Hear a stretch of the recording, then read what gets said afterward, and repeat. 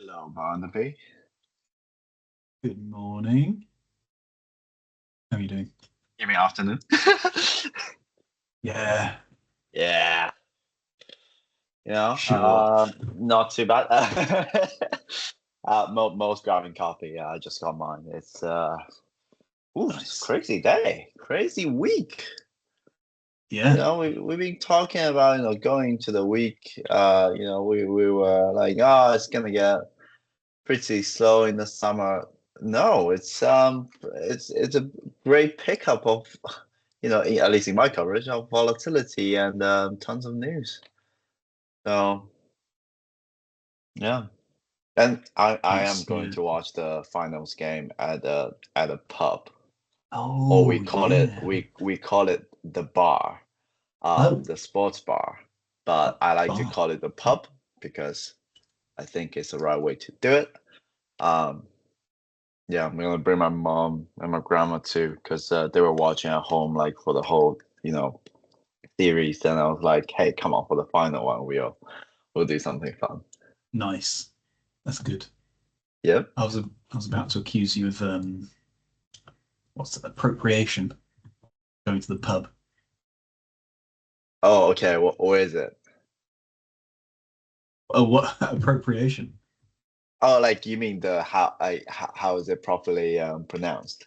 Like it is a pub, not a sports Oh, yeah. bar. No, no, that's right. Yeah, no, I was actually just appreciating your use of proper English. Hmm.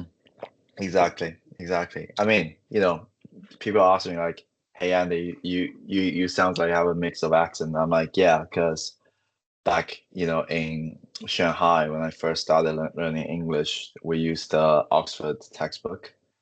So, Nice. um, The it's real way. and yeah, and then until I get to Canada, and then they're like, "What are you talking about?" So Yeah, no. I do have like a mix of accents. Yeah, and then if I spend some time in Hong Kong, I'll get like really like the Hong Kong English going. So, Nice. Yeah. Mm. Hi Mo, Just welcome. Hey hey, guys, man. how's it going? Yeah, pretty You good. know, crazy day. Is anyone else hopping on today? Is Yafan? I think it should be. Mm. Yeah, we were just talking about like me. I'll probably bring my mom and my grandma to like we call it sports bar, but it's like a pub, right? To Uh-huh. watch the UEFA final. So I'm thinking about Mountain View, but um yeah, It's gonna be open to fun. suggestions. Yeah, yeah.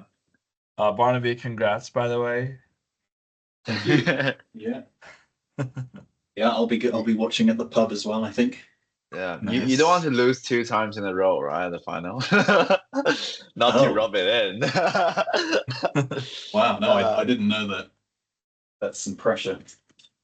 oh my God! Like last time I remember, like that was when I was still at City.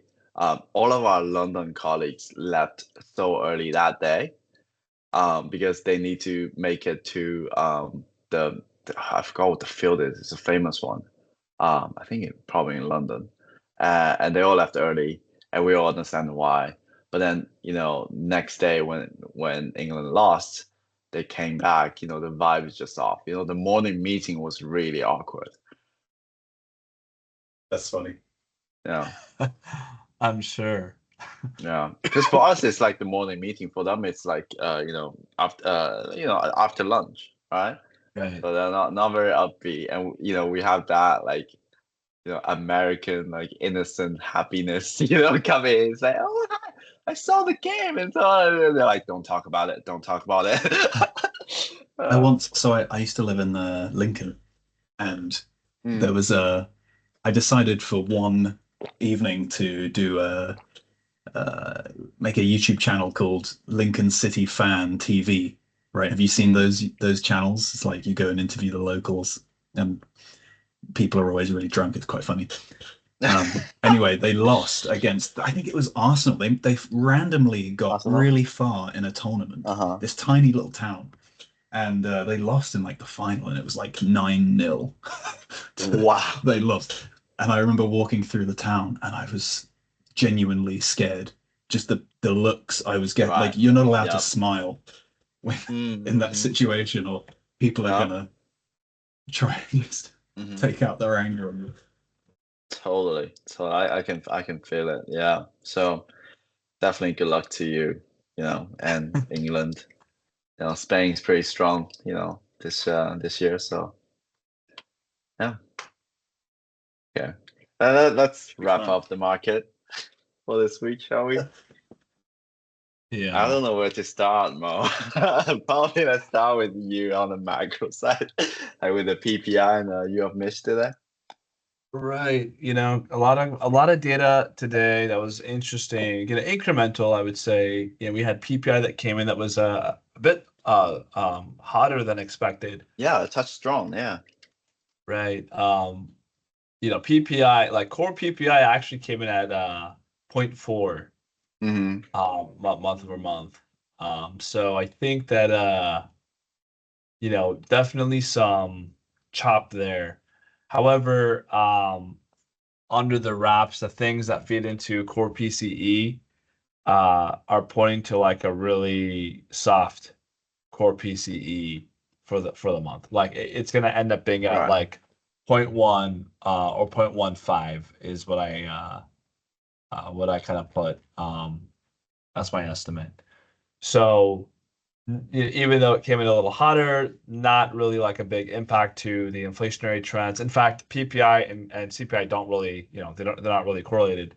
But Mm-hmm. there is a little bit of a portion of PPI that goes into core PCE, which is what the Mm-hmm. Fed targets. Yeah. On the UMich survey, yeah, the data came in pretty soft. Inflation expectations moved a little lower. The 5 to 10 year inflation expectations moved below 3%. I think the first time since 2022.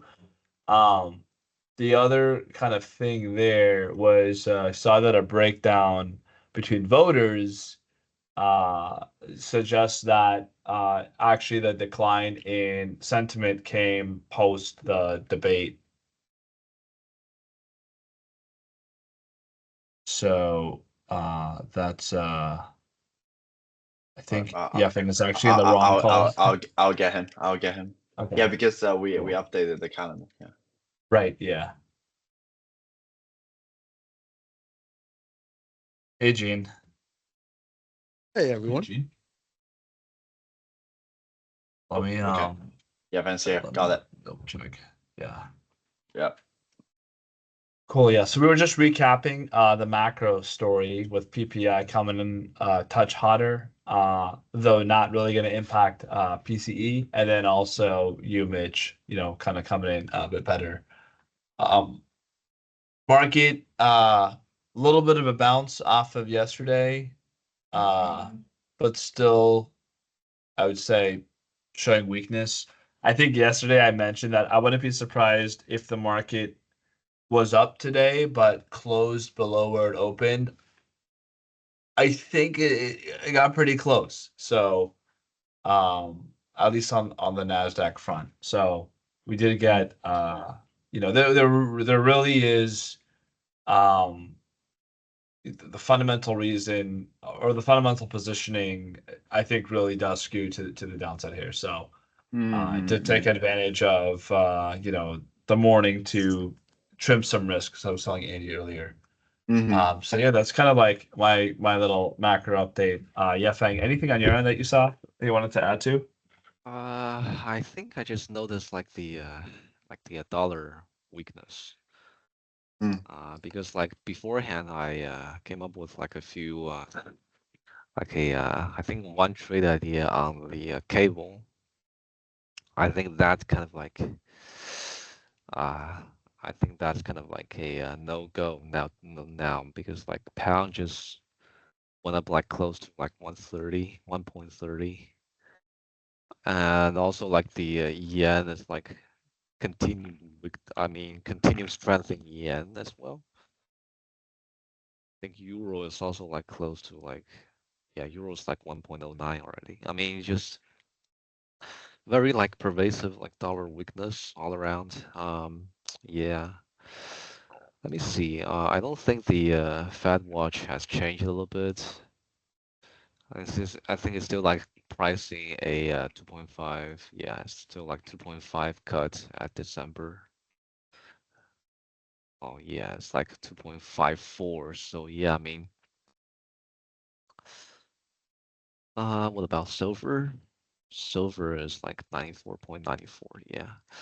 So yeah, everything is kind of like, I mean, apart from like the normalization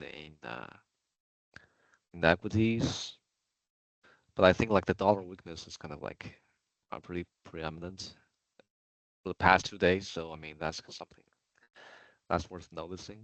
Um, like the AUG like the diagonal put spread, I'm monitoring on smooths. I mean, that's also like today is kind of like slaughtered as well. So I think like in terms of like the vol term structure, at least like the AUG septum structure, I think that's kind of like the what it is, what is it, right? It's from like a flattening from for like August sub September. Yeah, I mean, it's like VIX. What's VIX? VIX. Let me see. Where's VIX right now? Let's see.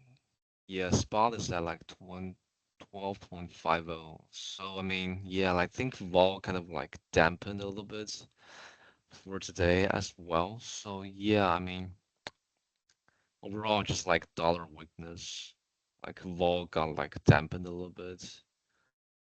Um, and like the equity bounced a little bit. Yeah, I mean, just still like a risk on day. Oh, I think.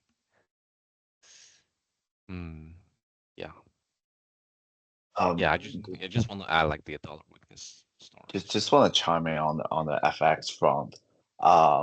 We saw the dollar yen move, and I think Yoida's coming out saying they did not intervene. Like I mean, they don't want to comment on whether they intervened. Like, do you have any take on that?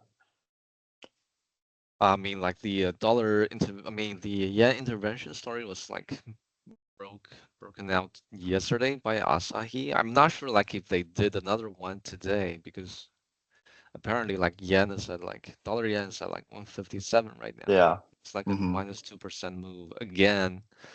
So we have like a minus 2% move like for 2 consecutive days. I mean, well, we'll only know when it's like by the end of the month if Right, they when they actually like released did any, the. yeah. Mm-hmm. Yeah, makes But sense. I mean, yeah, I mean, usually yeah. like these kind of like minus 2% move, like that's kind of like close to like a intervention. Not sure like about the positioning. I mean, positioning like kind of like review like what the positioning looks like, but yeah. Uh, I'm not sure like if today is like really like another like barrage of like dollar selling from the BOJ, but there also might be like the positioning like squeeze, mm-hmm. but we will need to see like some more data on All right. that. Yeah. I mean, yeah, we got some, 2-year, 10-year like moving down a notch, from the beginning of the week, and I see in the headlines, Barclays kind of, converging to our views, changing their cut forecast from 1 cut to 2 cut now, and Right. incremental move on the work, right? So it's 2.4 to 2.5 cuts last time I checked. Yeah, it's Yeah, right about now two Yeah. and a half cuts right two now. and a Two and a half half, cat. yeah, two and a half. Yes. Yeah, yesterday was 2.4. So it's definitely convergent to our view. But on the PPI side too, I mean, like, if it's from the like the demand picking up, I wouldn't be too worried. I think it might be a good thing. But if it's from the supply side, but I don't think that's my base here. But if it's from the supply side, it's pretty bad. It's squeezing out the margins. Um, I see. yeah, I think that people are just looking at like the items that may influence the final like core PCE or like the PCE figure, because Mm-hmm, like mm-hmm. to derive or like estimate the like the PCE this month, Right. you have most of the input from the CPI, but there will be like a few items. For example, I think there's like some like portfolio management fees, something like that. Uh-huh. Right. Yeah, like the few items that were like used to calculate a PCE figure. But I mean, Mm-hmm. those items did not kind of like affect a lower PCE. I think I see Pantheon putting out like a 0.15% month-over-month PCE. Mm-hmm. So yeah, I mean, so like even though like the headline figure is like stronger, like a rebound, but like those line items that may finally go into the core PCE figure, I mean those didn't like really rebound, and I think the final PCE figure is still like heading lower. I think that's kind of like helped the rally from like in the equities because at least I Uh-huh. think right now like there's I think market is pricing like a lower rate leading to just like multiple expansion. Probably like the earning uh, downside revision is still like not it's not like still in the motion. But I think as like more earning results coming out, I think market will probably like catch on catch on the earning downside revision story, and I think that's probably like when we are gonna see equity weakness. I think probably like in the Mm-hmm. index. I mean there are like a few big banks earning out today, right? It's like Goldman Sachs Mm-hmm. stuff, JPM. I haven't like really followed that part, but I think just I take a brief like a glance into like the Mm-hmm. equity move. Um, yeah, I think let's see, like City is like down 2%. City yesterday they released their earning. It's Yeah, it's yeah. bad. Is it bad? It's not like I mean, they as didn't like an beat some of ex-employee, their sales in are you trading. surprised? I'm not surprised they couldn't manage without me. Just kidding. No, it's but that's the start of the earning seasons, right? So you got like banks Yes. starting to report. So but we're on the way. So Yeah, let me see. yeah, Okay, Goldman and Sachs is next right, Monday. I think JPM yeah, released. JPM is like JPM too. minus Yeah, 1%. Yeah, yeah, so I think the like the earning downside revision, I mean, as Mo already mentioned, like in the previous meetings, these are probably like just like gonna right. like come in I mean, gradually, like from all like sectors, all like I mean like the downside revision coming in, and I think that's probably when we're gonna see like the actually down move. I think right now like the market is still like in like the initial like sugar rush of like the lower rate and experiencing the like the multiple expansion for a while. But I think that will kind of like fade away, and then like the reality, like the more earnings coming in, like market will becoming like more realistic. Uh, so right. we'll I, see. I I think last quarter, I think the setup, maybe like Mo, you can chime in on this too. But I remember last quarter when the bank earnings started to come in, and it was a little bit mixed, and people were like, oh, it's because one bank is taking other banks' share, and like there were comments around that.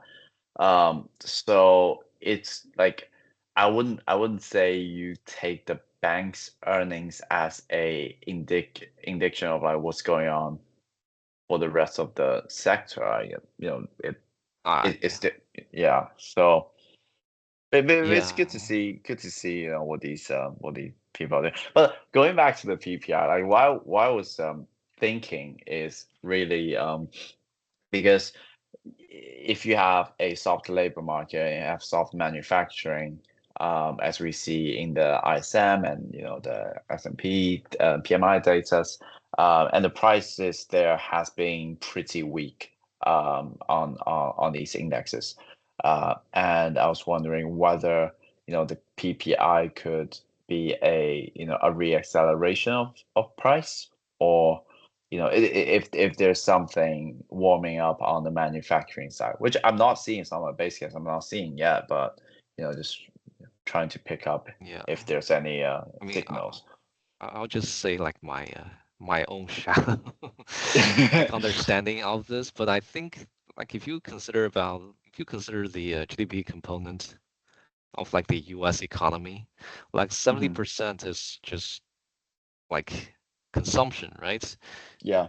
I mean, even if like we're like seeing like exodus of like China manufacturing to like Vietnam to like Mexico, but I think like most of the manufacturing is still done in China and uh Like just in like the for Asias. Yeah. yeah, it's still like China. I mean, you can hear like stories about like how like a lot of like components like like the gears or like the machine like prototypes like most of them are like manufactured like in China, but like they like for the last few steps of like assembly they will be sent to like Vietnam like to like finish to To do like put on the the made in Vietnam tag. yeah, and then put Yeah. on like the label and then like sent to the globe.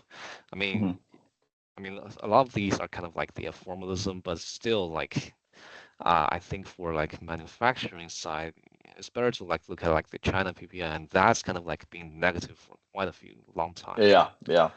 and that's kind of like contributing to the core goods inflation or like core goods deflation in like US as well. Hmm. I think core goods inflation has been like negative for a while as Mm. in US too. I mean, yeah, so like to like make the US inflation coming down, I think we want to see like shelter inflation coming down. I mean, we saw that in CPI Yep. and like some like services like inflation also like Hmm. slowing down. I think this is also like becoming a trend judging from like the latest data. Uh, Even like the PPI item that is like finally counting into the core PCE, that's like still like a few items that's like related to like service inflation. Mm. So yeah, I wouldn't be too worried about like the other like manufacturing side too, like because that's just like a small percent of like GDP and like still like a lot of like stuff are still like being imported and the imported stuff is not going it's not becoming expensive. I think that's what I'm trying Hmm. to say. Yeah. Got it. Got it. Right. That's very helpful. Thank you. But I mean, yeah, Mo can like I stand corrected, so like if Mo can chime in. Yeah, I think like fundamentally when you look at the in PPI, um, like the things that like stood out to me was you saw that the almost all of the increase in June came from a big jump in margins for trade services. Mm. So if you actually excluded the impact of trade services, then you got only a PPI increase of 0.1%. And then if you looked at like some leading indicators like prices for final demand of transportation and warehousing services, that fell by 40 basis points. So, when you Mm. look through the numbers, the data shows that actually things are getting, pretty soft. A big thing for me is that if you look at all of the like goods components, those are all also still negative across all the different stages of demand. So, there I are, see. yeah, I mean, actually, the only stage two, I think, showed any increase, but all of the other stages showed a decline in goods prices. And I think that stage two is dominated by like semiconductors anyway. So, it's isolated within a certain vertical. Gotcha. Those are the Hmm. kinds those are the kinds of like things that you want to just like, have in the back of your mind about whether that tracks with the narrative or not. But, kind of going to how this fits into the bigger story, it's that, you know, some of the components of PPI do feed into core PCE, but other than that, we can kind of use PPI somewhat as like a measure of how the economy is doing, whether there's slack or not, whether there's like some broadening of inflation dynamics. It really doesn't look like it. Again, like most of the inflation came from an increase in trade services, right? So that's like a one-off, like niche part of of PPI. Um, yeah, so I kind of like read through it in that sense. Um, I think that today from a trading standpoint, if you looked, across, equities, generally like there wasn't a huge amount of volume. I think that like the 10-day AVAT was like up 30 basis point on the S&P at large. And then on like a 20-day basis, it was actually down about 5%. So, we're in a little bit of a quiet period because everyone is getting ready for earnings. And this is an important like seasonal dynamic that takes place typically in the first like the week or two right before earnings really begins to pick up because um this is when everyone is like putting out earnings previews. And so you're going to start to see that there's like a ton of like news flow from companies because all of the sell side firms are publishing their previews now. So that is an important part of how information gets transmitted, through the market.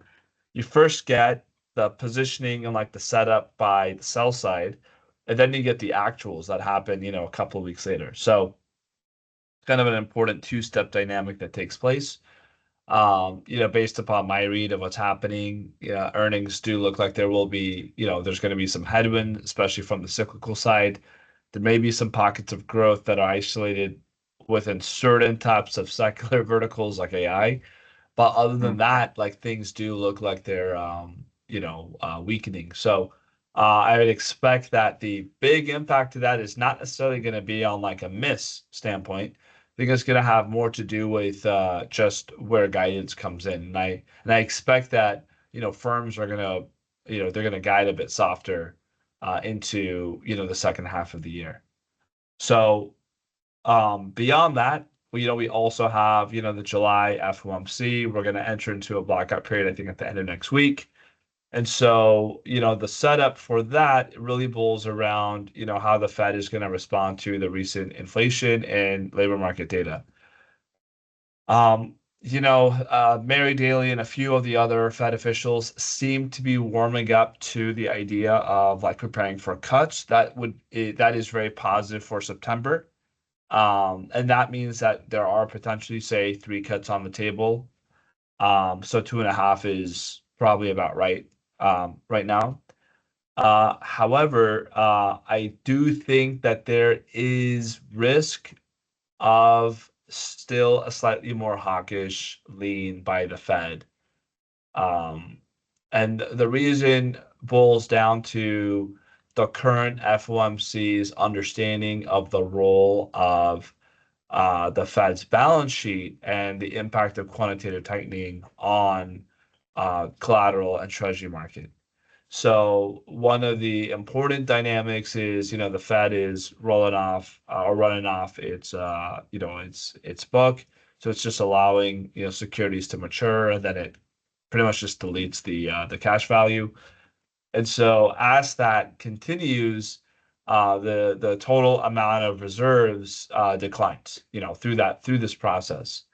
And so the impact of this will ultimately lead to like a higher risk premia, because of this. So when risk premiums rise, it means that, well, it means a couple of things. It either means that growth needs to increase, but if growth doesn't increase, then it means that actually price needs to fall. So that way there actually is a premium.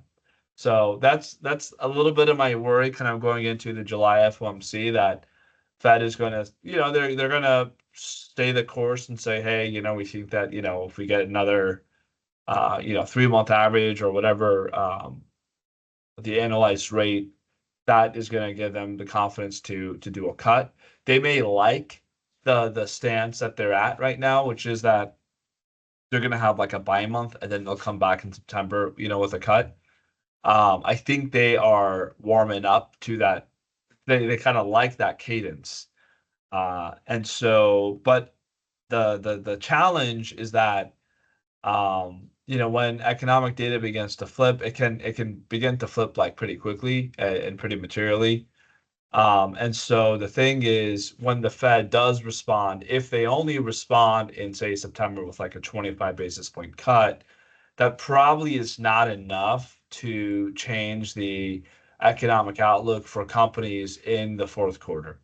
And so, what companies are going to have to do is they're going to have to start making decisions around, employment and inventory and what they're going to do, there. And because, in my estimation, R star is closer to like 2.5. Okay. So if, 2.5. So even in the midterm, right? So if the Fed funds rate is at 5.5, the Fed would need to cut interest rates by 300 basis points in order to get to like a neutral stance. So it doesn't matter if they're cutting interest rates if the market still only expects interest rates to go down to say 4% by the end of next year, that's still not enough to like offset a continuation of this, of a downturn potentially in U.S. economic activity. And so the Fed would need to communicate a much more aggressive path. If they can get the proxy Fed funds rate, much lower, then that'll do the job for them. Then they can realize, that they can make the changes to Fed funds rate as it kind of comes. But my thinking is based upon, Powell's testimony and the things that he said recently, he is not he still sees himself in a very neutral stance. He likes the optionality that he has.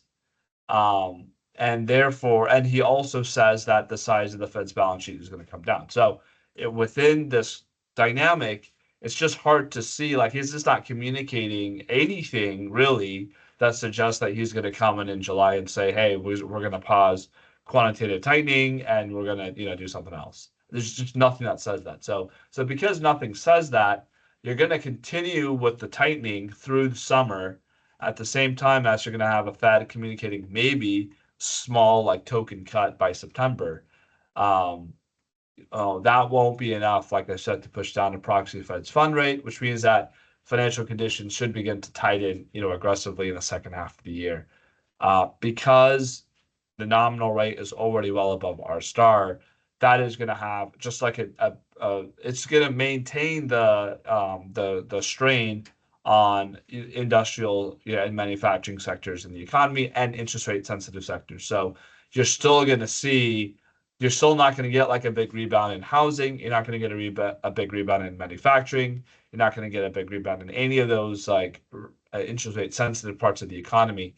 And so as those marginally start to soften, you get the follow through to services, because if unemployment starts to tick up again, then you just have less people spending money, for services because their unemployment rate has lifted. So that's kind of the dynamic that, again, I'm a little concerned about, or I should say I'm pretty concerned about. I'm positioned to be concerned about it, through the rest of the year. Doesn't mean that I don't Yeah. think that the market is or that I think the market's going to crash. Um, I think that there's going to be potentially some air pockets, kind of like what we saw yesterday, and Mm. that we're just going to see more of these potentially downward air pockets through the rest of the year. There's not enough of a reason now. Like we're past like the melt up phase now.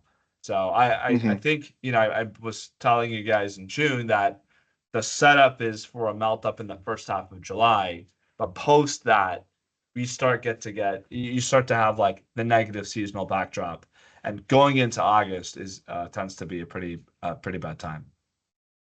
Yeah, totally agree. I mean, especially after the data, I think we were discussing last week whether it's gonna, melt up or melt down. Like I was still like pretty undecided. But after this data and through the macro discussion we had, the risk is really to the downside. So, um, yeah, I'm on the same ship. Cool. Do any of you guys have Yeah. any questions about the markets or where we're at right now? Or comments? I just want to add because there's like a bit of a like a like how they like analyze their credit card usage because they do serve like a lot of like credit cards. I think that data is also like on the downside. It's like Yeah, minus and I saw 0.5%. I'm not sure like you guys saw that piece, but yeah, it's Yeah. like the credit card like just like a proxy for consumption is still like on the downward side. I think they're they're putting out their like forecast for the retail sales. I think it's gonna be next week. So yeah. So I think they're already seeing they're claiming to see some like cracks in consumption. So I just want to glad you add that. brought that up. I glad you brought that up because one of the headline I saw today was Citi on its retail credit card is actually pulling back on accounts that's not being used, or like those accounts that are being labeled like have a lower chance of repaying.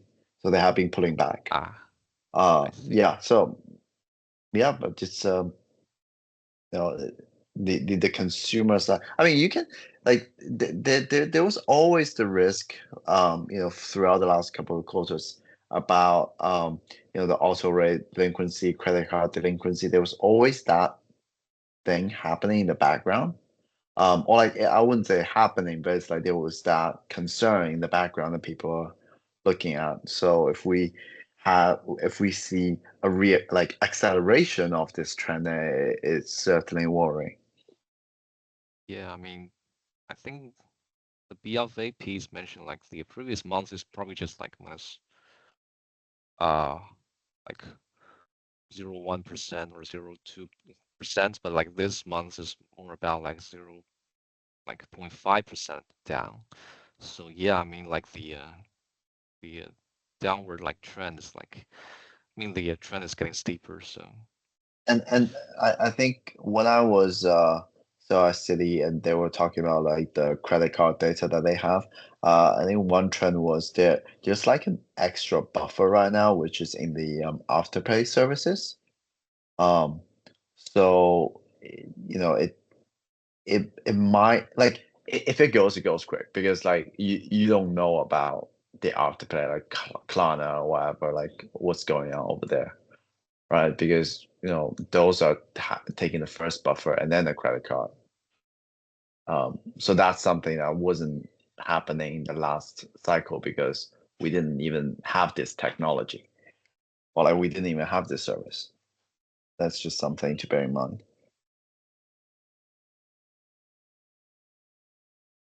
Yeah. Good point there. All right, I think it's time to move to coverages. Let's do it. Okay, if you guys don't mind, I'm gonna go first. Because obviously, today is pretty a chaotic day. You wake up and market opens and you see, your coverage is up like double digits and then moving towards like 20%. So, quick recap of, the EV makers here.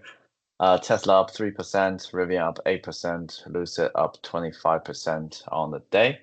And spend the day trying to uncover the reason, also like talk to them after market close, and we were able to isolate the cause of this rally on Lucid, which is we've got quite a lot of call buying at strike $3.50.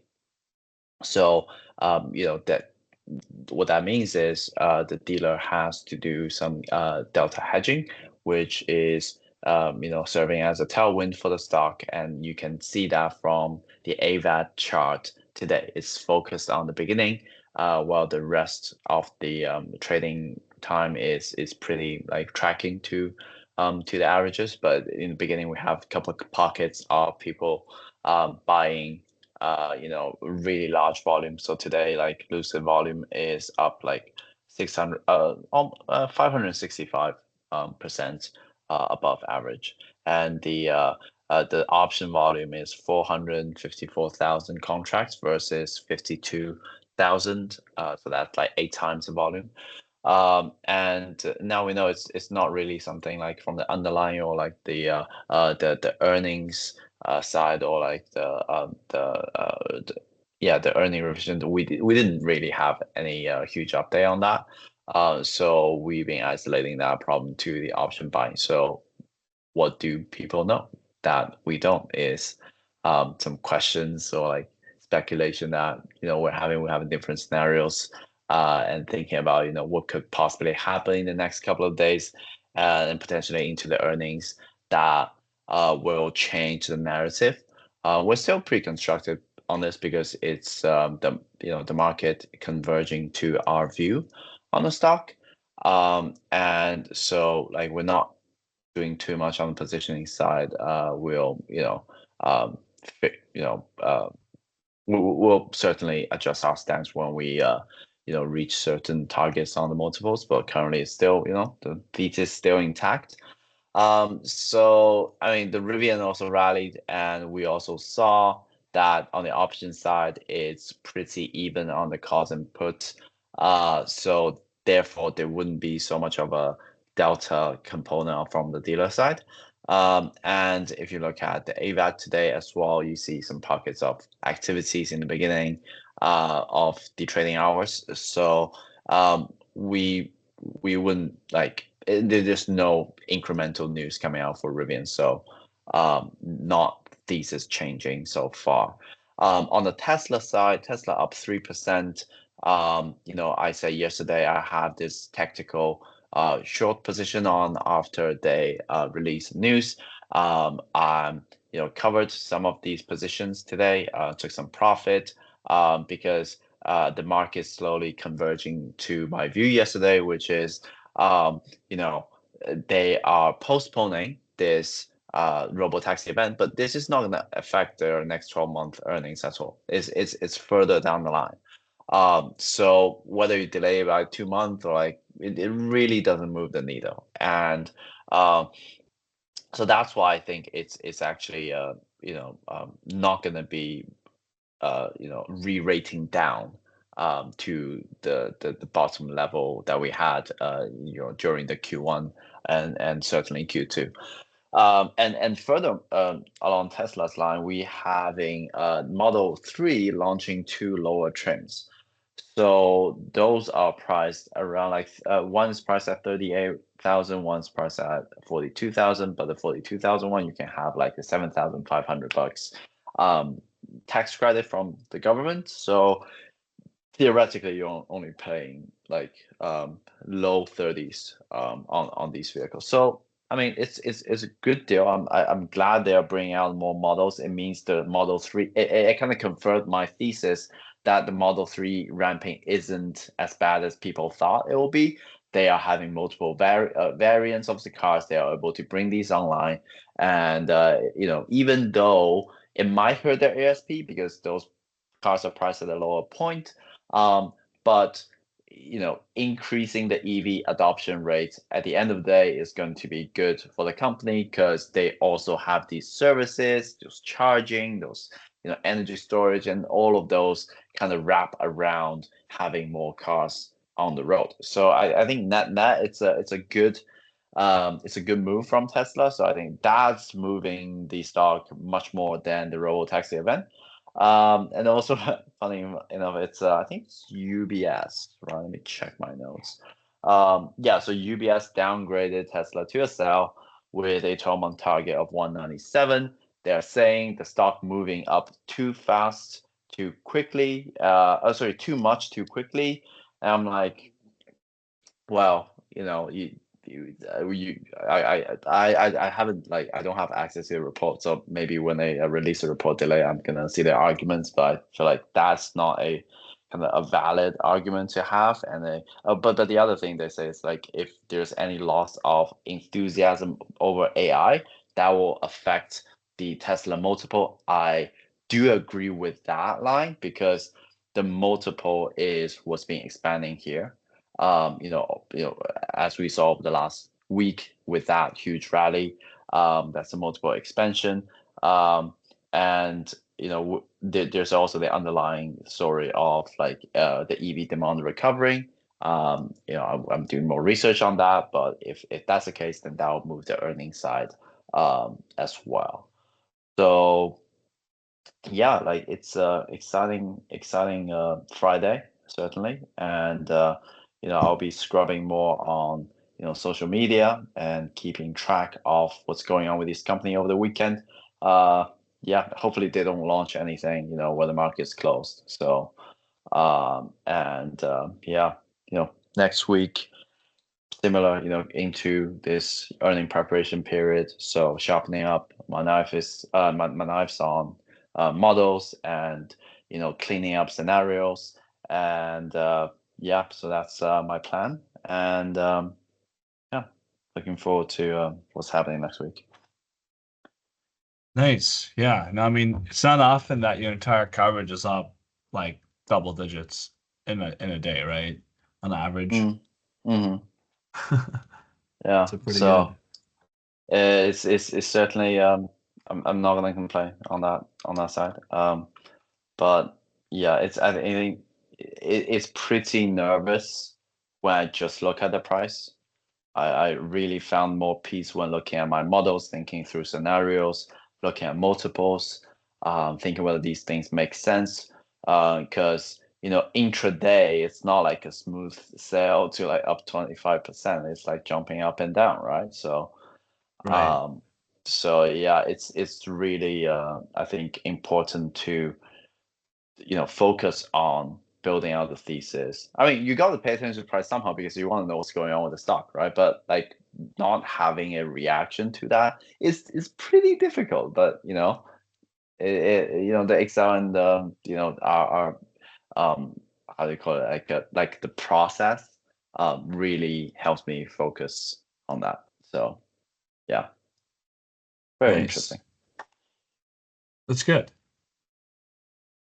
Okay, so passing over to maybe Barnaby. Let's hear about some updates on your end. Hey guys. Yeah, so Dynatrace. I was looking at me and Mo fixed the ARR build, and my quick take is that I think it's a good buy. Pretty much. It seems like consensus has just gone for guidance and matched guidance, and guidance has really dropped expectations quite a bit. So yeah, I see right now it's trading at like a 6.5 multiple, which implies 35% growth over the next couple of years. And I think if you just assume that guidance is very conservative, or even just conservative, and how that follows over the next couple of years, it takes us quite close to the higher end of estimates, which is more like a 7 multiple. So I'm just doing the math now because I accidentally didn't save my work, but that's No. yeah, I mean it's like 7%. My 8% PTSD from is here. kicking in. So yeah. No, I got them back. Nice, But nice. yeah, I think I don't really see many. I don't see much strength in the downside arguments right now. Datadog is coming in with some cost efficiencies, but yeah, I mean, they're Elastic. There are other competitors saying that they are not seeing that at all, and Dynatrace is quite clearly like a higher quality product and really focusing on the higher end customers. So the only risk short term is that it seems like Datadog has more monetizable AI specific use cases right now. Wait, so when you say they have these AI, are they like having tons of capex on building out their own system, or are they using hyperscale? Who, Datadog? Yeah. I think they're using hyperscale, but they're definitely investing a lot in R&D. Okay. And it's the customers are complaining about the price. So Datadog released a product that allows their customers to monitor their cloud spend, and that includes Datadog and hyperscale and everything else. Okay, gotcha. But yeah, everyone hates the pricing of Datadog, and so I think just that alone, they could probably take a few of their customers in the short term until Datadog can really seal the really justify the higher price.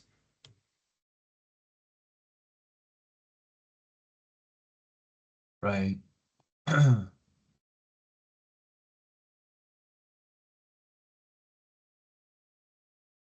Cool.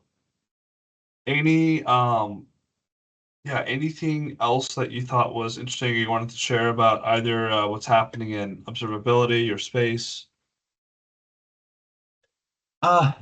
Nothing major on that for today. I think just what I said yesterday really still stands, is that it seems to be highly correlated to software, but it doesn't seem to me that that's appropriate given the trajectory of like the dynamics of software and AI.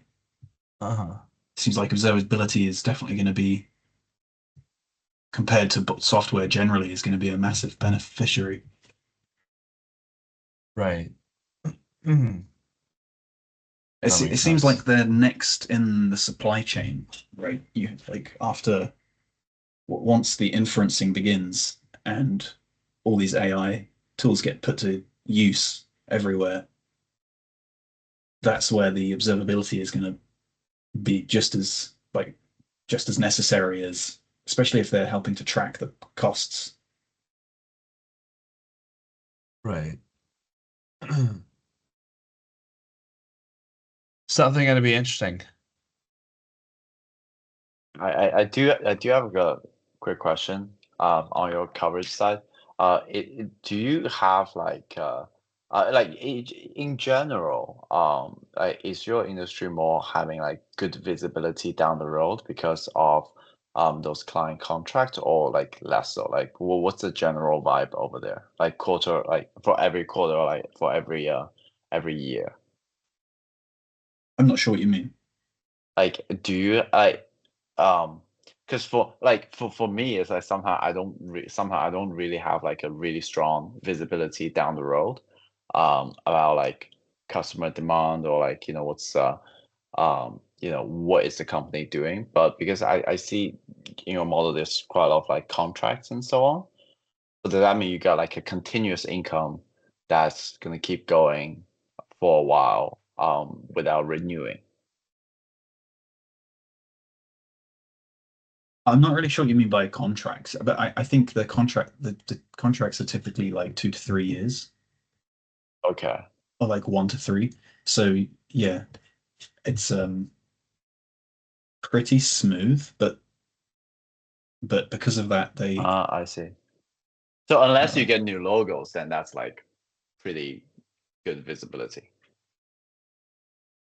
yeah, but then it depends on if it's a subscription or consumption based business. Okay, okay, yeah, makes sense, makes sense.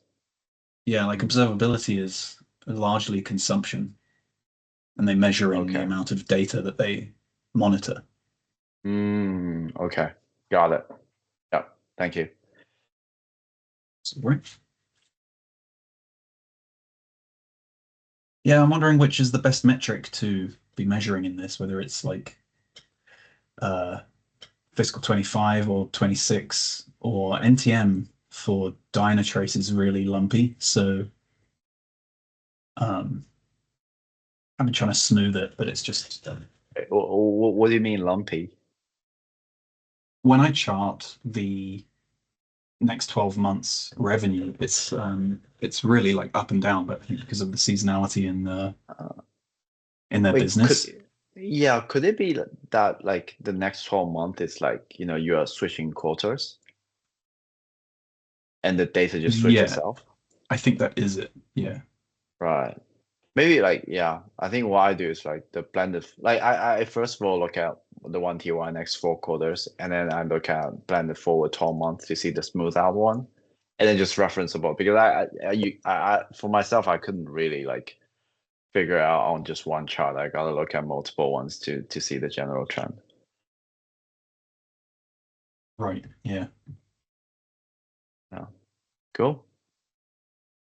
Yeah. So right now, Dynatrace is priced at, it's implying 16% growth in 2025, and that is taking guidance at face value. And so, Right. Wait, but like, what's your view then? well, guidance is, I mean, everyone knows guidance is conservative. Okay. They're just being really cautious because they've done this change in their go-to-market strategy, but they've expanded their partnerships with the hyperscaler, well, with Google and AWS, like recently. So, Right.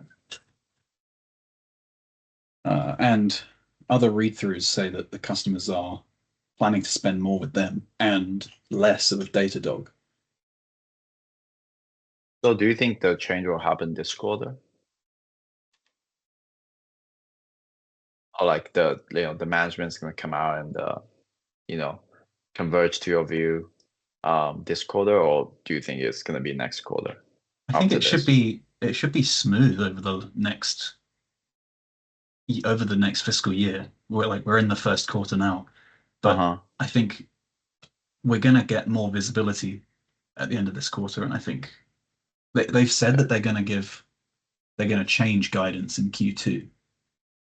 So Oh, they said it explicitly? yeah, Okay. well, not change. They said they would update Oh, in the update. second Okay, quarter. update. Right. Okay. Yeah, Yeah. Cool.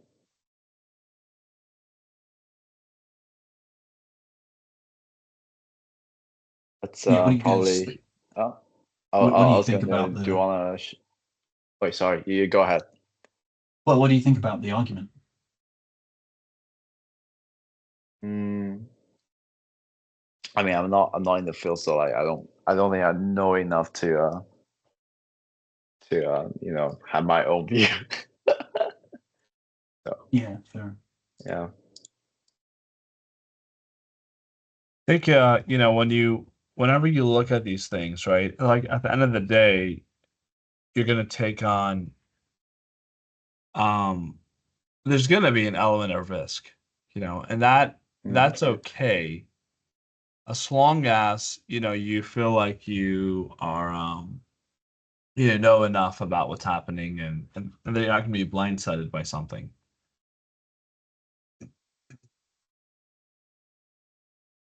So I Yeah, would say that's like,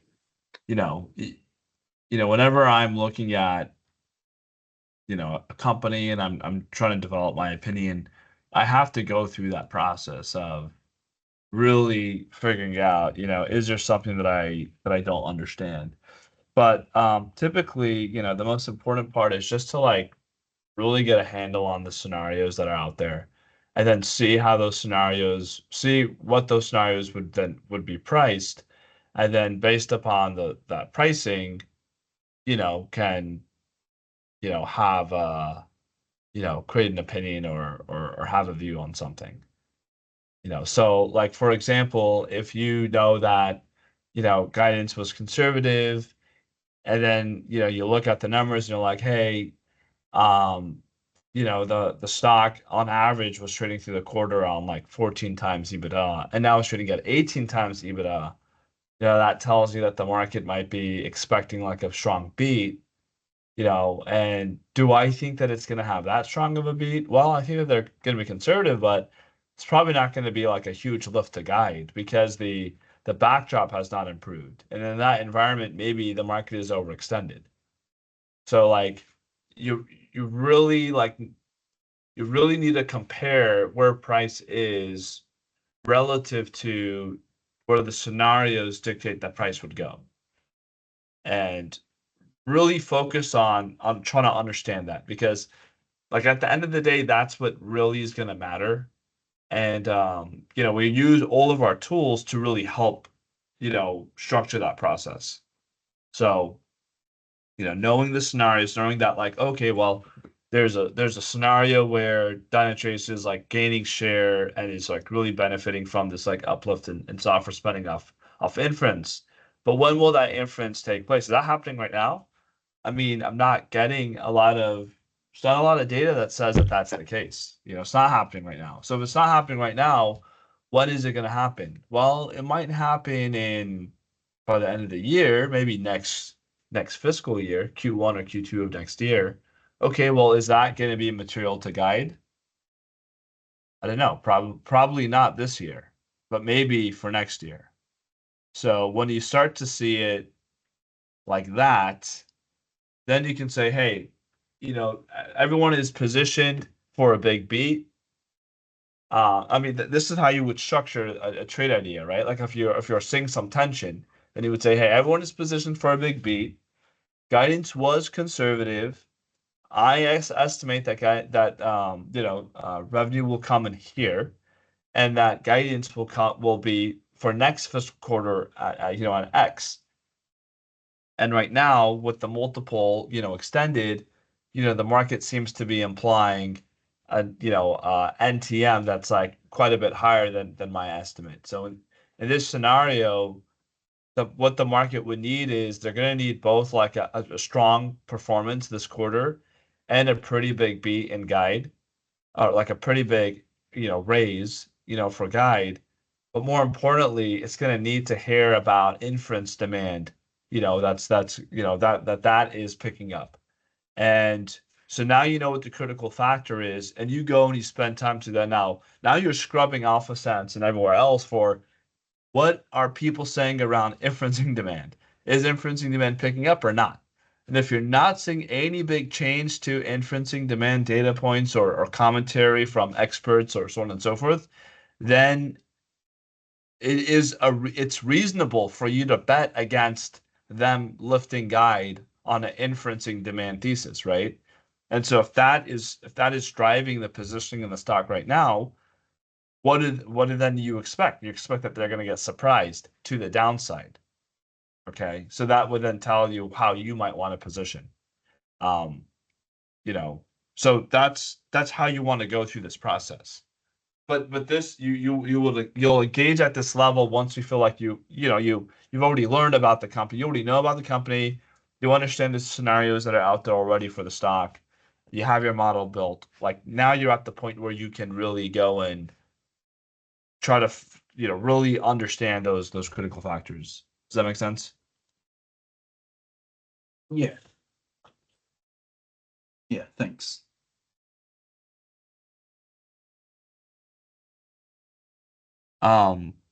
Yeah, just to kind of like reiterate and this, I'm gonna continuously hammer this on you guys for perpetuity. But it's always make sure that whenever you're doing work, research into a name, that you're doing something that is incremental to a view that you have. And the reason why is because if it's not incremental, then you can just read someone else's work. Like if you just need to be caught up on a company, like just go ahead and read sell side or, look at, the company's press release or so on and so forth, or read a call transcript. But it's only really when you have isolated the critical factors that really matter and are seeing that maybe like that's what's driving positioning, then you really just need to be laser focused on that, on the critical factors that people are betting on. Then you can develop a view on, where you stand, relative to that. So, for me, like when I look at Dynatrace, for example, I see that the stock is trading, it's trading on a pretty low multiple, right? Multiple is compressing. There seems to be a lot of headwind to the stock from that standpoint. And I think that this is at the same time. So on one hand, you have this multiple that's compressing. On the other hand, you actually have a dynamic where estimates are actually are pretty good. Okay, we're getting like a slight uptick to sales estimates. And so when I see that, I'm like, okay, well, this is a company where the business has not fundamentally changed. It already is pricing in like a weaker dynamic. It had a big sell-off earlier in the year, and it's hasn't traded past that since. And so this tells you that the market is positioning for a continuation of weakness. So for me, when I think about this, and it doesn't even matter if it's this is really kind of across this segment, by the way, because if I look at Datadog, if I look at Datadog and Elastic, uh, and Domo, they're also trading below peak multiples. Okay, I think Elastic is probably trading at like the highest level, but but Datadog definitely is trading at it also is down from its peak earlier this year, although obviously much less, right? So these companies have, their year-to-date returns, I think on Datadog is like it's up 5%. Dynatrace is down 20%. Elastic is up 10% or about 8.5%. Domo, which is somewhat a related company, they're down 23%. Actually, I was short Domo in the first half of the year. I had to exit that short because the company became too small. But a really important, thing that's kind of happening is even though there was that, for the thing that I do think is a good setup for Dynatrace is you have a company where like it's still saying it's the market is positioning for it to be like a loser versus Datadog, and I think that it's going to continue to muddle, to continue to perform the way that it has been. And so I think that in that case, because the market is positioned for a move lower, I think I would want to fade that move. Like that's kind of the way that I take the name. So you know that's that I don't want to say like it's always that. That's not really what it is, but you really need to think about like how is the stock trading relative to the different scenarios that are embedded there. And I think that's something that you're going to want to keep track of. So when you look at the stock market, be like, what do you feel is like, what do you feel is lacking in your understanding? Probably just more in-depth knowledge of the products versus competition. So I think that like yes, you should always increase the amount of information that you have. But I think that like what you at this point what you really ought to be doing is, so you have your sales estimates, your 2026 sales estimates, right? And if I look at 2026 and relate it to the stock, um, I see that you have it's 2024, right?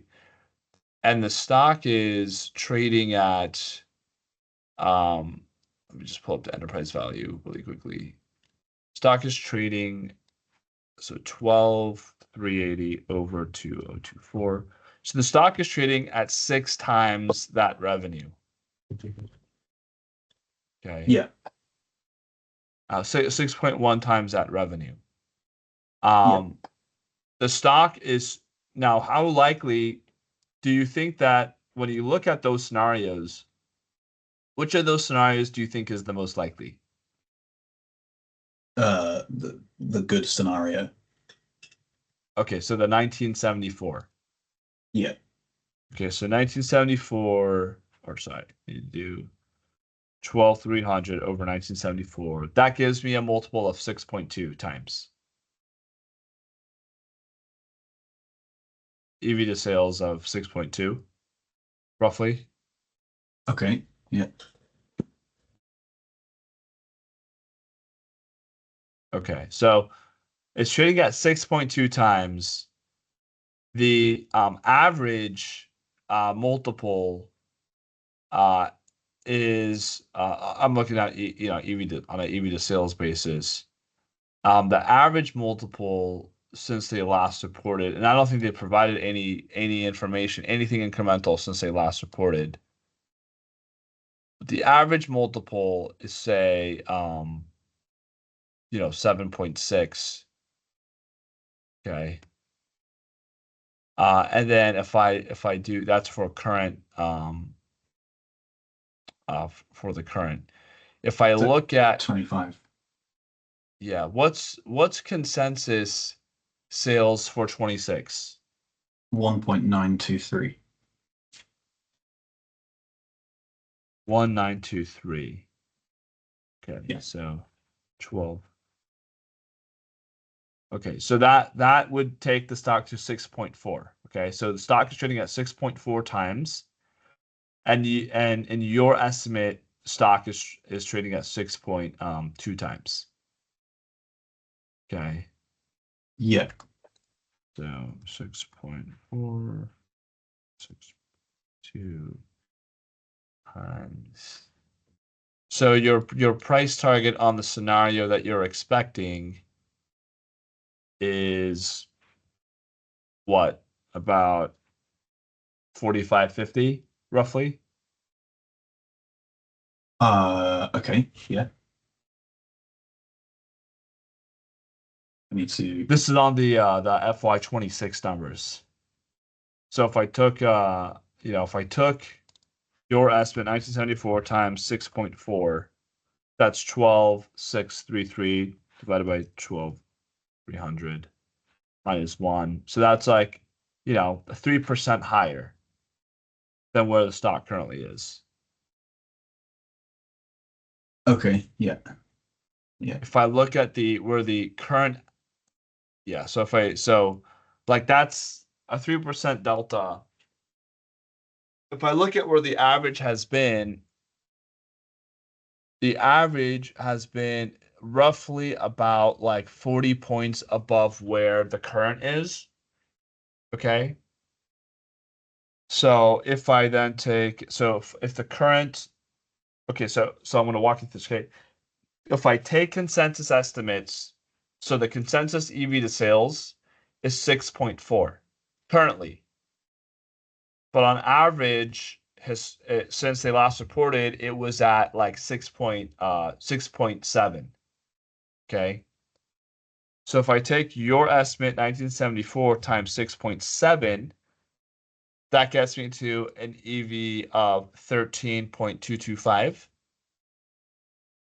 Okay. I divide that by 13.225 divided by 12,380 times 44.1. Then that gets me to like 47, roughly about $47. So if you think that the thesis that you've outlined is on track, then you think that the stock at the very minimum should trade at around $47. And it's currently trading at $44.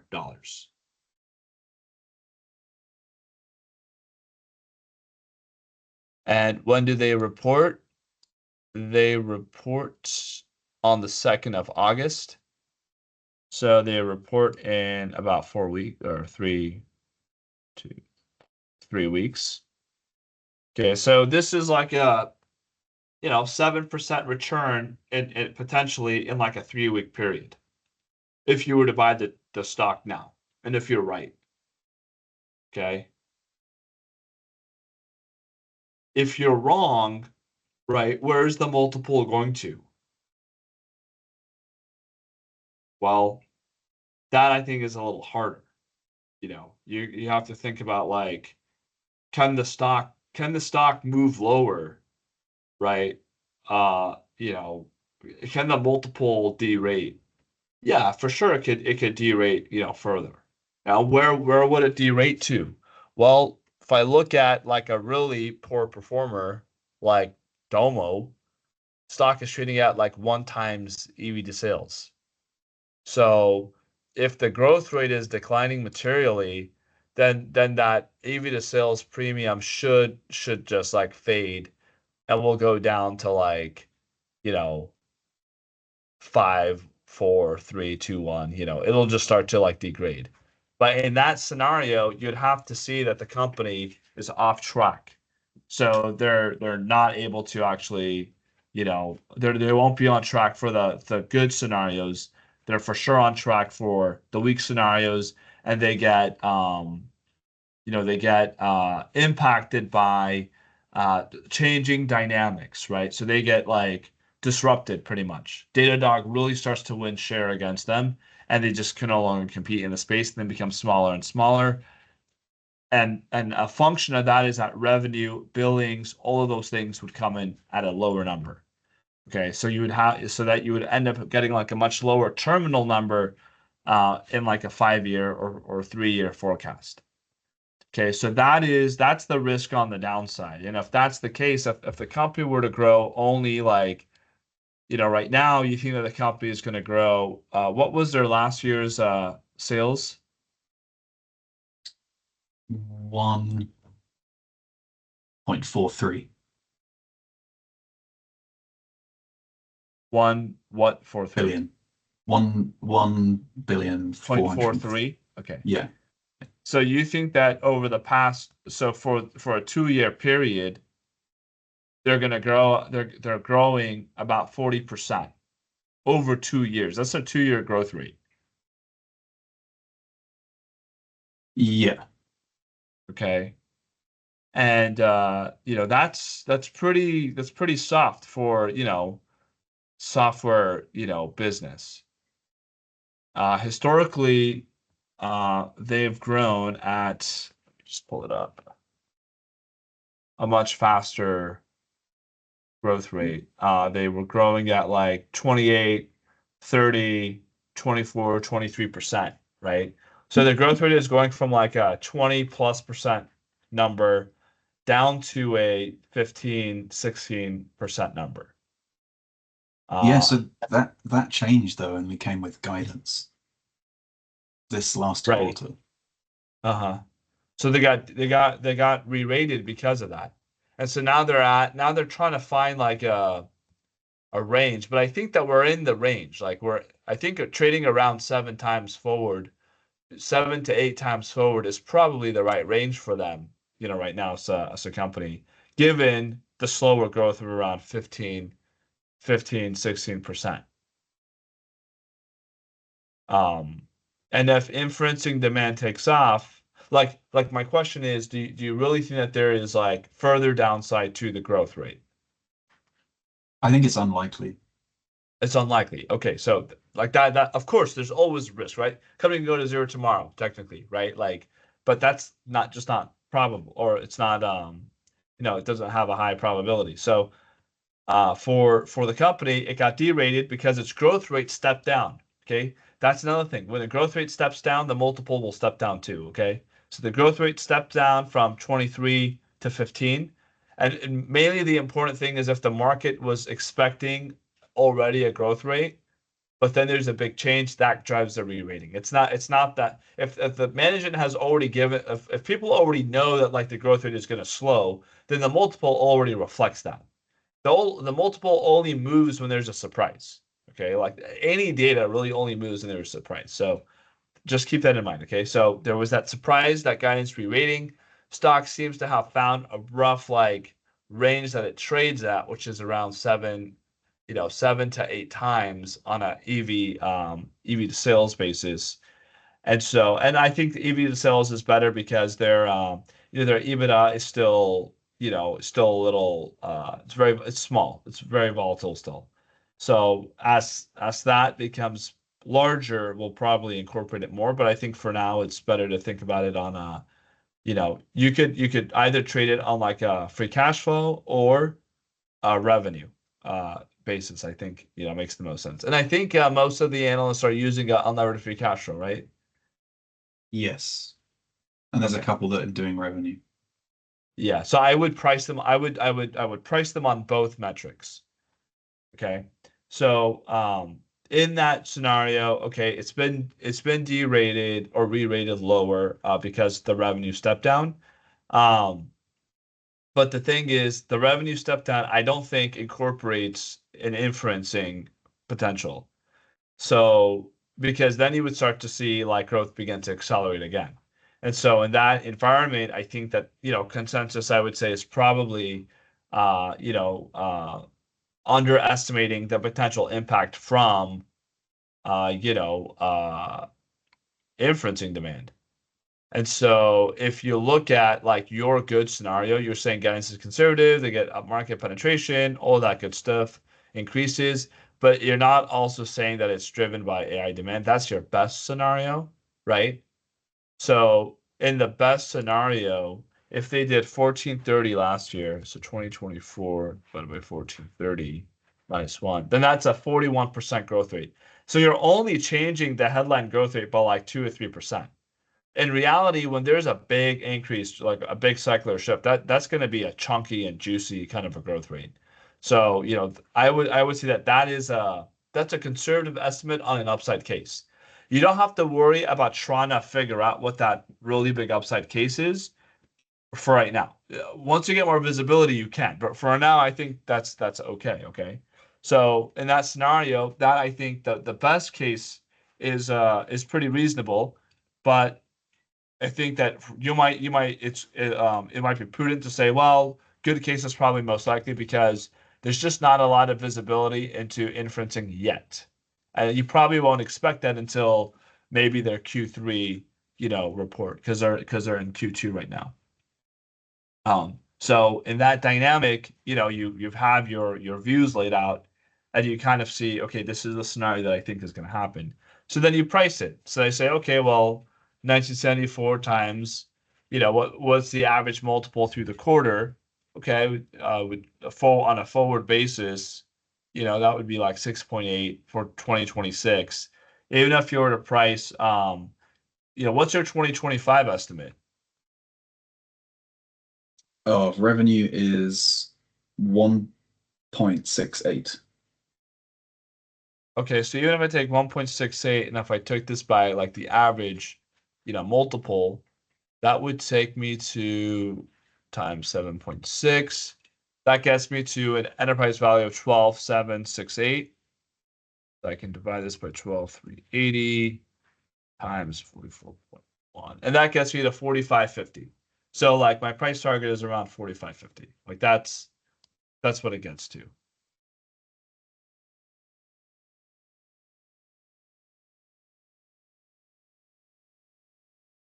How do you decide whether to compare your multiple versus the average or the market implied? So I was just talking to Andy about this earlier. So the market implied like the correct actual way to use it is it's since the most recent informational event. Okay. So if there has been no new information about the stock or the industry since they last had earnings, then you could take that average and you could use that to infer the market the market implied. But then again, you have to also double check against versus peers because if everyone has gone down, then that tells you that that it's not an IDEO driver. But I think in Dynatrace's case, if you look at it versus a peer like Datadog or Elastic, the multiple has gone down. So that tells you that the market is positioned for like softer, earnings. And that tells you about the growth outlook for the stock is diminishing. When I say growth outlook for the stock, what's the KPI for growth? Sales or EBITDA, right? So yeah, you can see what then the market applied for that is. One of the interesting things that I saw recently though was I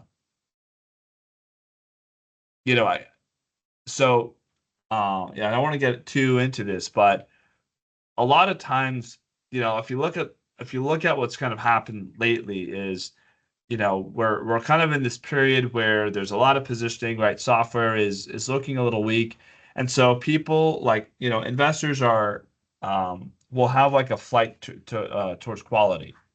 So that means that they're going to prefer to invest in stocks where, they perceive some like additional safety or something. And in particular, they're going to want to invest in like the best of breed within the vertical or like the best positioned company within the vertical. And so whatever that stock is, sometimes it will disproportionately, um, get a benefit because of that. So for example, I think this is probably what's happening with Datadog and Elastic is that they're getting a benefit, because of this. And you think that's not happening to Dynatrace? So Dynatrace is getting the other end of that dynamic. Gartner rates Dynatrace quite significantly higher than Datadog. Well, what I'm talking about is how investors are positioned. So like, now I hear what you're saying. I'm talking about how investors might perceive it, and that might be because like who's in the sell side? What are they saying about Datadog? Do they prefer Datadog to Dynatrace? Yeah, and they give it it has a much higher multiple.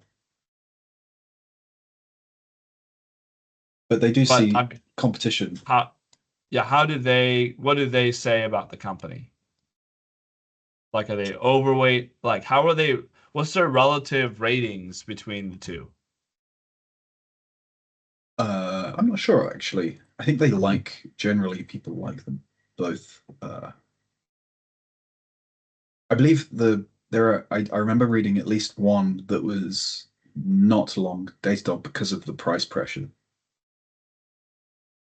And they all mentioned the price pressure. So Okay, interesting. Yeah. So, another thing is to think about like who the analyst is. Sometimes if there's like a very popular analyst, they will get, their perspective will be like overweighted by the buy side. Buy side will just prefer to, listen to that, analyst.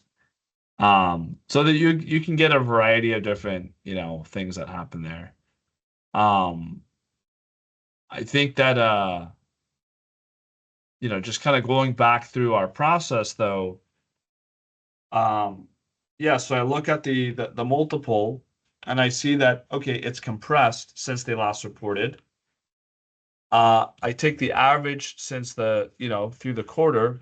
I don't really see a lot of new information since they last reported. And so they do, I'm going to just want to understand like their estimates. But setup is okay. So let's talk about the setup. We're going into earnings. You've done your research on the name. You think that guidance is conservative. You think that they're going to continue to execute. They're going to do pretty well. They've got the app security and logs are each driving decent ARR growth.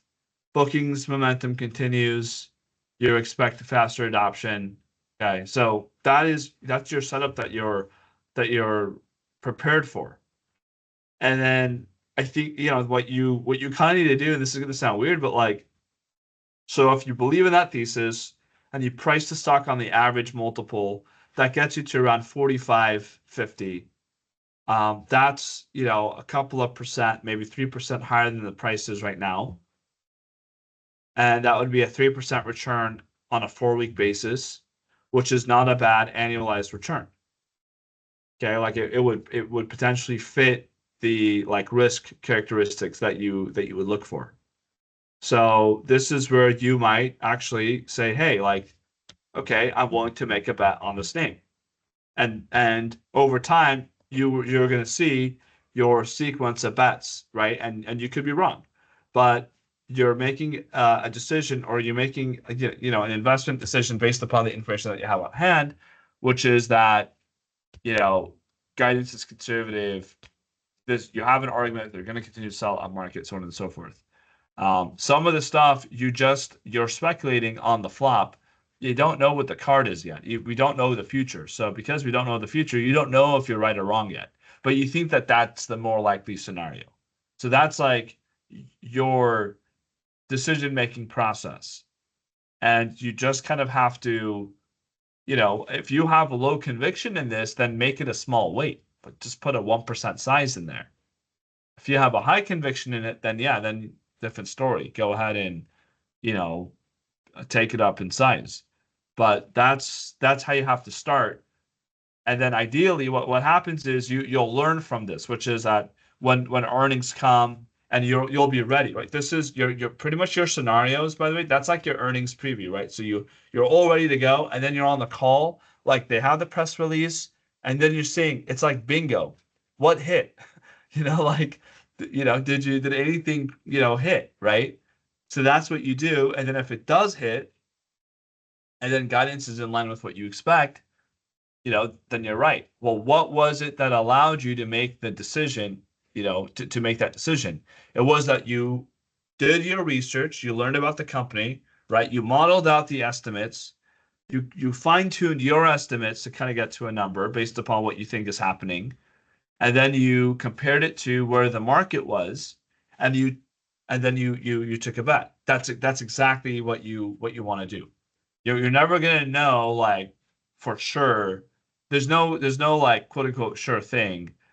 Sometimes you may have such an advantage that it does feel like a sure thing, but that's super rare. Like that doesn't happen frequently at all. Most of the time, this is exactly what you're doing. You're seeing that there's a stock that it's positioned weekly. People obviously are either selling out of it or are expecting the stock to underperform, and you actually think that there's a decent chance that actually they're going to come in and surprise to the upside. So what should you do if you have a positive expectations gap versus the street and versus the market? What ideally should you do in that situation? Buy. Exactly. Yeah, you take the bet.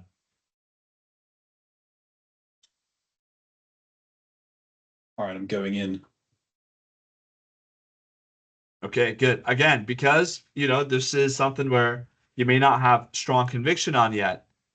Put a small, make sure that your size is small. And what I would do too is I would do like make sure to hedge it. So sell something else against it. And so if you think that, for example, that like, data, maybe you look at Datadog, you're like, hey, well, Datadog, I think Datadog is going to do fine, but I think that Dynatrace is actually going to, the market is positioned so weakly for Dynatrace that the expectations gap is larger. My expectations gap is larger for Dynatrace than it is on Datadog. So in that case, I want to be long, Dynatrace. You want to be long your positive expectations gaps and short your negative expectations gap. That's the ideal world. That means that you're trying to generate alpha on both sides. But sometimes you can do like a hedge, and a hedge would be a relative difference in expectations gap. Okay, so sometimes you can't find a name that you have a negative expectations gap on. That's okay, but you can at least have a relative expectations gap on, and that is how you would hedge the trade. So you might go, and you would do this on a beta adjusted basis. So for example, I think Dynatrace trades on a beta of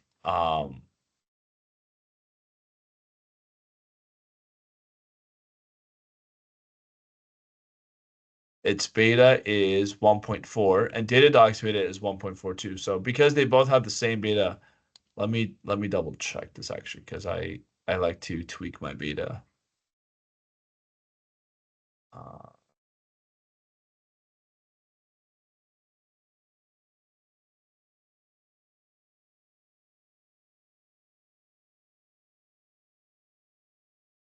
Okay, so I think this is like a 1-year beta. I like to use a 6-month beta, but 1 year is fine on a 1 year. And I would do the actual math on a 6-month beta. 6 months is 2 quarters, and that I think is more fair. So if I did it on a 6-month beta, say hypothetically, like the ratio is, 1.5 Dynatrace and then 2 for Datadog. So I would do, I would need a hedge that ratio. So for every dollar that I invested in Datadog, multiply that by, or sorry, for every dollar I invested in Dynatrace, multiply that by the beta spread or the ratio between Dynatrace and Datadog to get to the amount of dollars that I need to hedge with Datadog. And you can do the math pretty easy by, if you have a spreadsheet, just take your delta dollars, which is like, say if you bought 100 shares, that would be, 100 times $44, and then multiply that by the beta. So 100 times 44 times, say, 2. Well, that would then be, that the beta adjusted dollar value is like 8 grand, right? 8,800. And say Datadogs is trading at a 1 beta. So how many Datadog would you need to sell to hedge your Dynatrace beta dollars? Well, you need to sell 2 Datadogs for every 1 Dynatrace in that scenario. So that's how you would use betas to kind of manage your risk there. Okay, yeah, I still have that spreadsheet you sent me a while ago. Cool. Okay, so before you actually buy this, what I want you to do is I want you to write an investment memo. Okay? And in the investment memo, what you're going to do is you're going to say, okay, this is Dynatrace. This is like, just give me like 2 sentences on what the company does. And then say, tell me, what's the setup? What happened? Hey, stock, the company re-rated in the earlier, when they on their Q4 guide. This has moved the stock down materially. It used to trade on an average multiple of say 10 times. It's now moved down to like 7.5 times. EV to sales or EV to unlevered free cash flow. So start off with that, and then say like what, and then go into like what are the different the primary scenarios that you think is likely. So talk about like your scenario that you think is the most likely. Think about the scenario that you think that the market is actually pricing in, and then think about like either like where's the upside or like the downside. And for you, ideally, if you're long, you think that there's upside. So tell me about that upside scenario. So like, and that would be that best scenario that you have, right? So that's the setup pretty much. And then price them. So say, hey, okay, at this multiple, this is what each of these scenarios would trade at. And then this is where the stock is trading at. And so this is your upside on your primary, scenario. And then what that delta would be in today's, from today's dollars. And then walk me through like the risks. Like how will you know that you're wrong?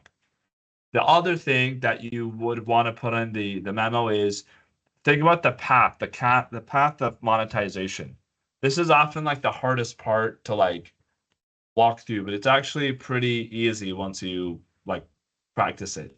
So the idea is that like, well, you kind of know that the upside scenario needs that AI inference demand to really track. And when is that AI inference demand going to hit? And you want to spend time to think about this. Like, being an analyst or working on a hedge fund, it's all about trying to be as good of a thinker as you could be, right? So in this case, you would say, well, okay, let me think about this. Well, right now, do a lot of people have AI on their PC or on their phones, or do I use it on the web? If I use AI on the web, then I'm using public cloud. I'm using Amazon. The underlying is AWS, Azure, or GCP. If I use it on my computer, then I'm running it locally. If I'm running an app on my phone, like not ChatGPT, but if there's an AI app that I use on my device, then that is going to be on-prem. And if I work at a company, or if there are companies that have an AI tool, that's going to be on a private server, okay, not necessarily a public cloud, okay. So you have to understand those three layers. Where will Dynatrace really benefit? Well, once inferencing demand picks up, what are the drivers of inferencing demand? Probably a mix of public SaaS or public cloud apps, but also mainly like the enterprise use case, right? Like when enterprise, adopts it. And that's going to benefit them when the enterprise spending and utilization of that picks up.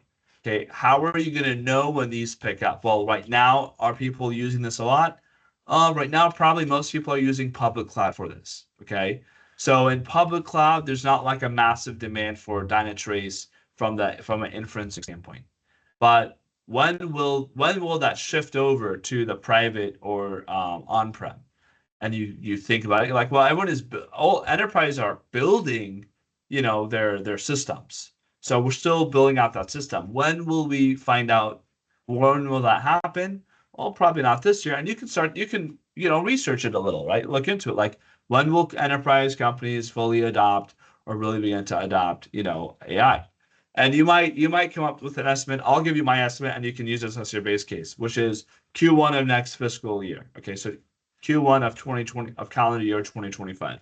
So in that scenario, you're going to have 2 quarters before you're going to get that really big upside to guide. You may have it next quarter where a guide begins to reflect this, but I really think it's going to be roughly about 2 quarters before we see an increase in software spend driven by AI inference. Okay, so that's my take on it, and you could cite me and say, hey Mo, this was your outlook, and I just incorporated it into my forecast, and I think that works. But it is good if you kind of do your own work, because that will give you more conviction in it. You'll know where you got it from.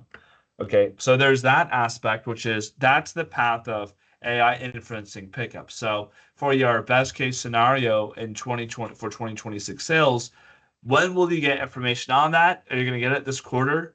No, probably not. Will you get it the quarter after? Maybe not.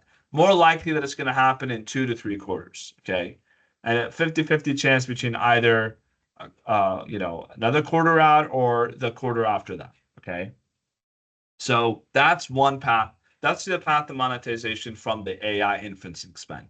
What about app security and logs and so on and so forth? How will that, when will you get information on that? And that might be like, oh yeah, we'll get an update this quarter. Okay, what about sales cycle? The new GTM strategy, so on and so forth. Oh yeah, we'll get an update on that this quarter. Okay, so your path to monetization is that in this quarter we should see that, yeah, guidance was conservative, so they should beat by 1 or 2%. You should see app security and logs like penetration increase, and they should comment about faster adoption. And that tells you that when that happens, consensus should reflect that information, and they will take 2026 sales up to 1974. Okay, so that's when that part of the trade is going to happen. So I would price like that, would make that my primary price target. Like I would say, okay, that's what I'm going to get paid, in this quarter, because that's when that information around that is going to come out. Okay, and that will lift, those estimates. And then, okay, for that upside scenario, well, that might take another 1 or 2 quarters to happen. And so that becomes a tradable event in between the quarters. And you will like evolve your investment memo to incorporate that, the trading, in there. But that's how I would approach it. Does that make sense? Yes. Yeah. Yeah, I've taken some notes on that. Okay, cool. well, you should get the transcript from this. So definitely go back to it. But I'm happy to Yeah. help you like go through that process. But you're at the point where like you have enough information. There, you may have some small gaps, but you won't really know until you write out your thesis and you write out the trade. Then you'll know like, oh wait, let me double check something. Does that make sense? Yeah, in fact, I want to clarify why you were saying that Dynatrace is like more prefers non-cloud. Is that because app performance monitoring is primarily off cloud? Because I thought Dynatrace was cloud, but I think they can do both. Right, they can do both. Well, I think everyone can kind of do both. Right. Okay. But the thing is that the public cloud consumption of AI, that's all going to go to like Microsoft and GCP and Azure. Like they're going to win all of that, So Dynatrace and Datadog and Elastic are not really going to benefit that much from that. I mean, they will if they're offered on their app stores, right? And they are. So that's why they're able to, still kind of see some growth. But that's not going to be a huge growth driver for them because the way that you need to see this is like an OpenAI, for example. OpenAI probably uses Datadog or Dynatrace or Elastic, and so that vendor is already getting that, from them. But the thing is that OpenAI, they have created like their APIs, and so definitely if when there are all these queries, there is a need for some observability into like the AI into the AI stack, which OpenAI will use these tools for. But because right now like the use case is not like serious, it's not like super in demand. Okay. But when enterprise, okay, like if say Visa for their employees, they want to have an LLM, or they want to use OpenAI's API or Llama 3 or Mistral or any of the others. When they use those, they then need to observe what happens to their private data as it interacts with the API, okay, or as it interacts with the LLM. And so they will be much bigger consumers of, observability than some of these public cloud vendors. The other thing too is that a lot of these public cloud vendors have their own observability tools, right? And so they will prefer to use their systems over, competing product. So that's the kind of backdrop. Now, why would you need to see a pickup in private cloud inferencing versus public cloud inferencing? The reason why is because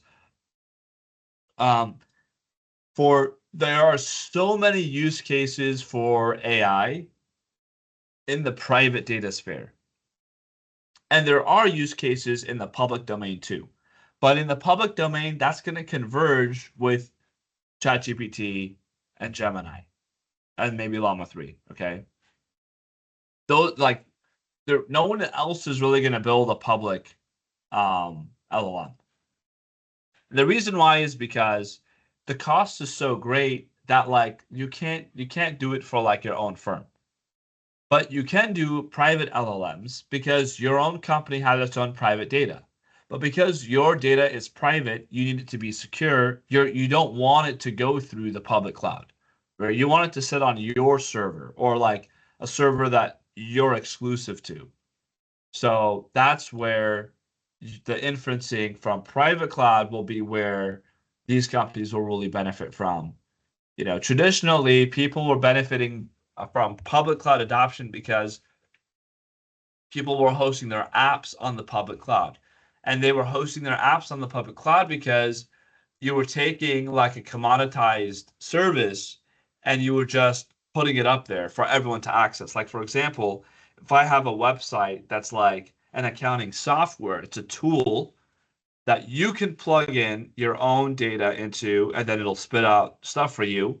then I wanted to host it on the cloud so that way everyone can access my software.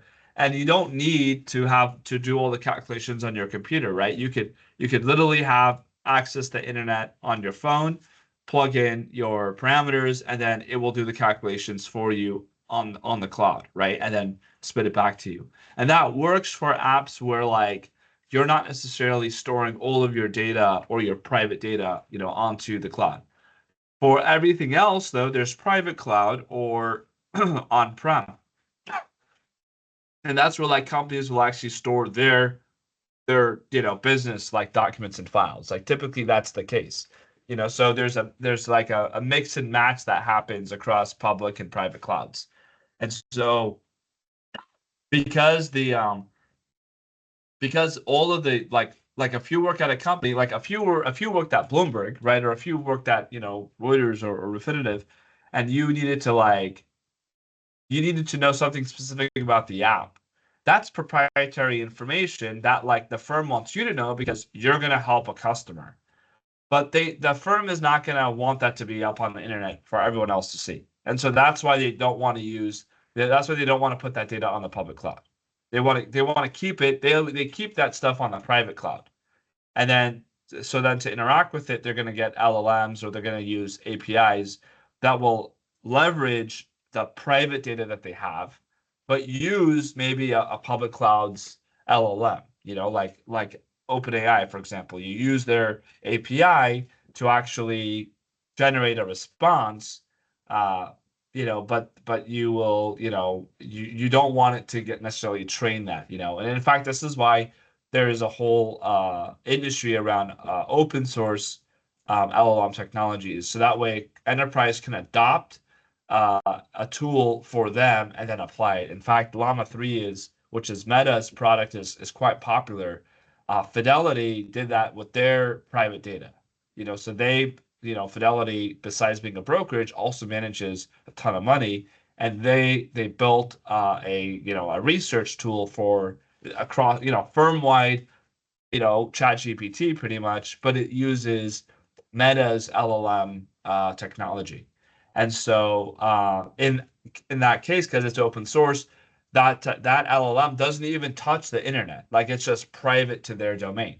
So that gives them the privacy, and now they can extract benefit from it, right? They would be too worried otherwise if they put their data on the cloud, that they would have a leak or a problem or so on and so forth. So and also if it's proprietary, then maybe it's like they don't want to maybe they have company secrets, right? They don't want an LLM to be trained, a public facing LLM to be trained on their data, right?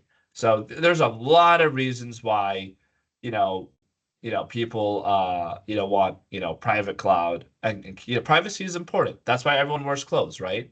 So it's like humans want privacy, and so we'll leverage those technologies in a private way that we can benefit from them. And then for that, it's in that use case that you start getting a big amount of inference demand, and then the need for observability. But because we're still early in that process, like companies are still trying to figure out trying to develop the POCs and trying to really establish their products. The when you're training these tools, you don't need a lot of observability. I mean, you do, but it's small scale, right? It's like you might have 10 users testing it. Okay, so you're not going to get that wide scale adoption of APM or logging or observability. You won't get it until you get widespread adoption. So like when the company releases its product to its entire workforce, now you're going to get a massive, amount of logging and data and so on and so forth. And then you're really going to need a Dynatrace or a Datadog or Elastic or so on and so forth. So that's just going to open up the demand for that product. Now, at least that's the AI upside. So and by the way, that can be proven wrong. I'm just laying out the thesis for you so you understand what the thinking is for that scenario.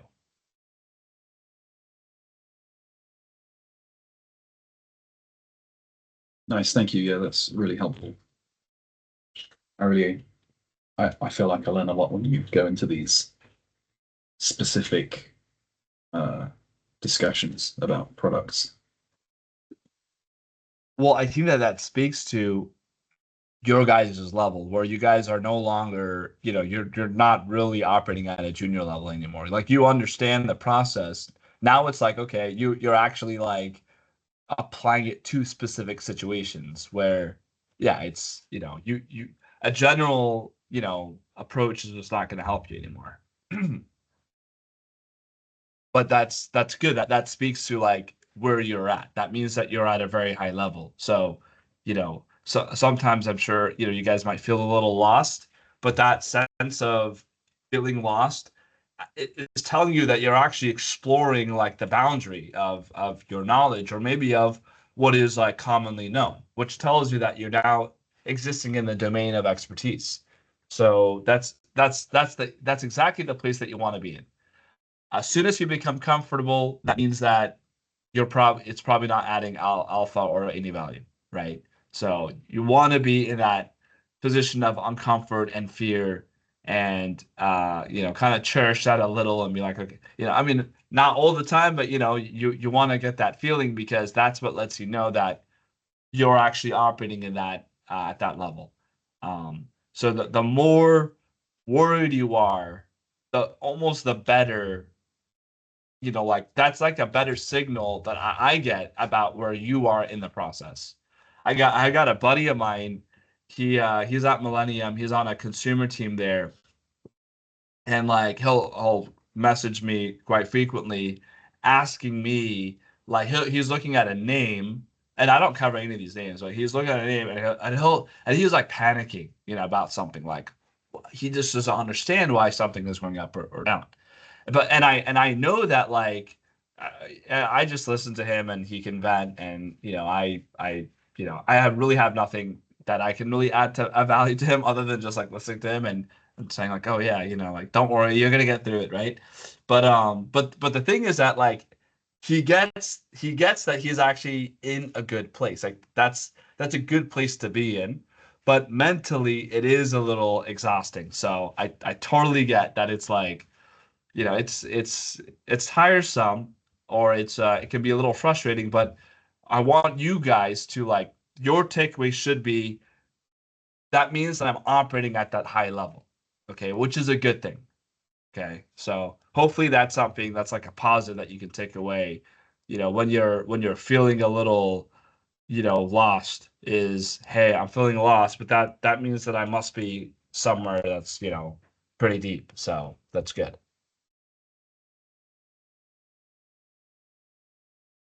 Yeah, that's great. All right, guys. Any other questions or topics that we wanted to go over for today?